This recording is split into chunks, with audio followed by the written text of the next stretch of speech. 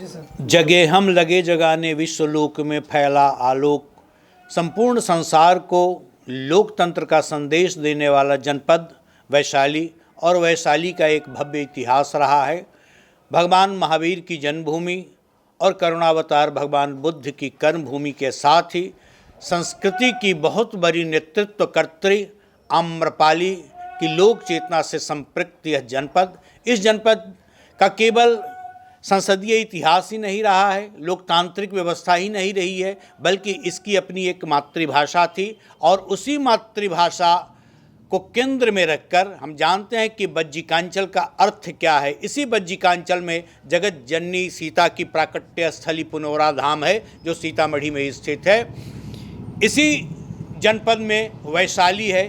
विश्व के मानचित्र पर केवल एक पर्यटन स्थल के रूप में ही नहीं, बल्कि लोकतंत्र के गढ़ के रूप में भी, जहां 7,777 सांसद एक साथ बैठकर किसी समस्या का समाधान करते थे और उसे कार्य रूप दिया जाता था।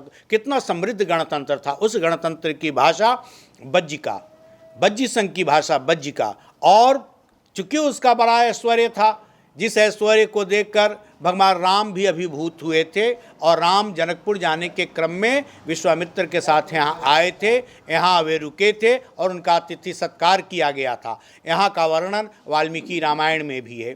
तो बज्जी संघ की भाषा बज्जिका, और बज्जिका बड़े क्षेत्र की भाषा, करोड़ों लोगों की मातृभाषा। और इस भाषा में साहित्य का सृजन किया जा रहा है, कहानियाँ लिखी जा रही हैं, उपन्यास लिखे जा रहे हैं, गीत लिखे जा रहे हैं। दूरदर्शन और रेडियो से भी इसकी प्रस्तुति लगातार हो रही है। लेकिन अब तक बज्जिका में सार्थक पहल फिल्म के माध्यम से नहीं हुई है, और फिल्म प्रचार प्रसार और किसी भी भाषा के गौरव को व्यापकता प्रदान करने के लिए सबसे सशक्त माध्यम है। तो हम लोगों ने बज्जिका जनपद के कुछ कार्यशील गतिशील युवाओं ने अपने बुजुर्गों के आशीर्वाद से, इस जनपद के नागरिक के सहयोग से, यहाँ के महत्वपूर्ण स्थलों पर इस फिल्म की शूटिंग कराते हुए इस फिल्म की प्रस्तुति की जाएगी। और फिल्म का नाम भी तय हो गया है, झिझिया। हम जानते हैं कि झिझिया केवल एक लोक पर्व भी नहीं है, एक पारंपरिक आस्थापूर्ण नृत्य और गतिशीलता का ही बड़ा आयोजन नहीं है।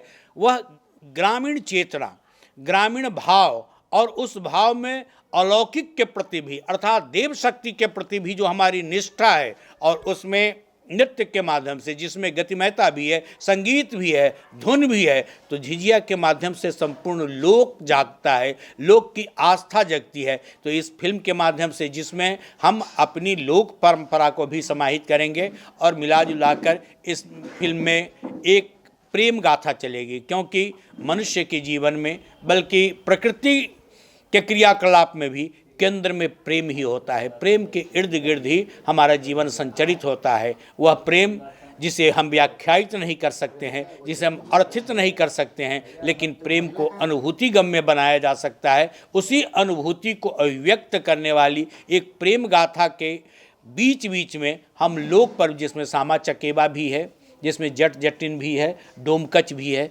अर्थात बज्जिका जनपद की जितनी लोक परंपराएं हैं, जितने मांगलिक अनुष्ठान है, उसमें लोरी भी, उसमें पराती भी। हमने बचपन में जगने का संदेश प्रकृति के ही दूत चिड़ियों से लिया है। कचबचिया हर प्रहर की सूचना देती थी, और वही भोर का तारा जब उगता था तो गांव का बुजुर्ग तैरते हुए वातावरण में जब उसका स्वर लहराता था, जिसमें पराती, जिसे हम प्रभाती कहते हैं, पराती की गूंज तो विलुप्त होती जा रही है। यह लोक संस्कृति की पुनर्स्थापना प्रेम के माध्यम से, सामाजिकता के माध्यम से, लौकिकता के माध्यम से। लेकिन इस फिल्म की सार्थकता, हम जानते हैं कि झिझिया लोक पर्व के साथ साथ नौका विहार का भी एक दृश्य है।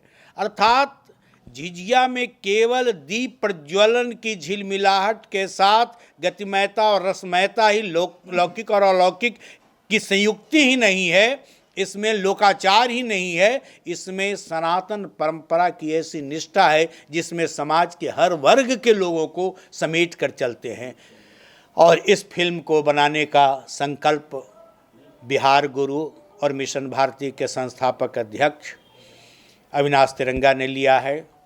इसके परिकल्पक के रूप में भोजपुरी फिल्मों के जाने माने कलाकार सोनू पांडे हैं। हमारे साथ फिल्म के अनुभव के साथ साथ भोजपुरी और लोक संस्कार से जुड़े हुए जाने माने कवि कथाकार कुमार विरल जी हैं। लोगों का सहयोग मिलेगा और हम चाहते हैं कि मीडिया के माध्यम से यह बात दूर तक जाए, और बात जब निकलेगी तो दूर तक जाएगी।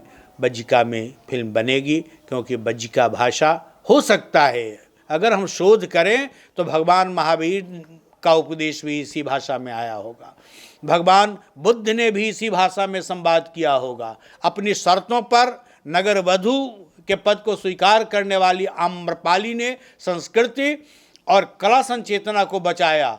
उसकी शर्तों में यह था कि बिना उसके इजाज़त के उसके भवन में कोई किसी का प्रवेश नहीं होगा, उसके शरीर का कोई स्पर्श नहीं कर सकता है। तो लोक संस्कार को, लोक चेतना को, लोक संस्कृति को और सांगीतिकता को, कला को जीने वाली एक नेत्री भी अपनी शर्तों पर जीवन जीती है। तो हम चाहते हैं कि झिझिया के माध्यम से हमारा लोक गुंजायमान हो और बज्जिका जैसी समृद्ध भाषा की एक अपनी पहचान बने, और बज्जिका की अस्मिता जुड़ती है भगवान महावीर से, बुद्ध से, आम्रपाली से, जगत जननी सीता से। सीता को हम सीधे सीधे तिरहुत अंचल बज्जिकांचल की बेटी के रूप में ही नहीं, बल्कि सीधे सीधे उसे बज्जिका के रूप में भी हम समादृत करते रहे हैं। और बज्जिका में ही आकर अवध की संस्कृति राम के माध्यम से सीता का वर्ण जब करती है, तो दो संस्कृतियों का यह जो महामिलन है, महासंगम है, अवध की संस्कृति और बज्जिका की संस्कृति। बज्जिका की बेटी सीता और अवध कुल का गौरव राम, राम और सीता जी से मर्यादा, ये संस्कृति हर बेटी को सीता के रूप में होना चाहिए और हर संतान को राम के रूप में भी होना चाहिए। तो हमारा ध्यान इस फिल्म पर पारिवारिकता के साथ साथ लोक परंपरा को भी बचाने की ओर है।